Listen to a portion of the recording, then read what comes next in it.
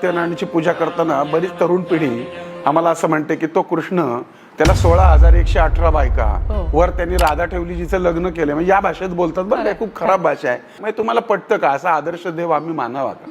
पण मुळामध्ये आम्हाला कृष्ण समजला नाही, आम्हाला गणपती समजला नाही, आम्हाला विष्णू समजला नाही, आम्हाला त्याचे अवतारच समजले नाही. तर 16,118 बायका म्हणजे काय हो? आता तुम्ही मेडिकल फील्डमध्ये आहात, आयुर्वेदामध्ये ज्या नाड्या आहेत त्या तेवढ्या सांगितल्या गेल्या आणि त्यातून एक रक्ताची धारा धारा धारा धारा राधा वाहते आणि त्या धारेला तो कृष्ण आकृष्ट होतो. कृष्ण म्हणजे हृदय आणि 16,118 म्हणजे नाड्या, राधा म्हणजे रक्ताची धारा. तो कृष्ण तुमच्यात पण आहे, तो कृष्ण माझ्यात पण आहे. मला सांगा, युगे 28 विटेवरी उभा करकटावरी ठेवून या. मग तो युगे 28 तो पलंगावर का उभा नाही, तो खुर्चीवर का उभा नाही, तो विटेवरच का उभा? कारण त्याच्यातनं हेच सांगितलंय की तुमच्या प्रत्येक घराच्या विटेवरती हा पांडुरंग उभा आहे. मग पांडुरंग का उभा आहे? पुंडली का भेटी परिक्रमा आल्या. पुंडली काय करत होता?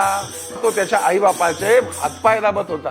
ते भजन करताना पांडुरंग आल्यानंतर आईबापाला महत्व देऊन त्यानं वीट भिरकावली आणि त्या विटेवर त्याला थांबवला. जोपर्यंत तुमच्या या भारत देशामध्ये किंवा जगामध्ये आईबापांची सेवा घडेल तोपर्यंत तो पांडुरंग त्या विटेवरच उभा राहील. आणि म्हणून तुमच्या घरात जर तुमच्या आई वडिलांची सेवा झाली तर तुमच्या घरातल्या प्रत्येक विटेवर पांडुरंग उभा आहे. त्यासाठी तुम्हाला पंढरपूरला जायचीच गरज नाही.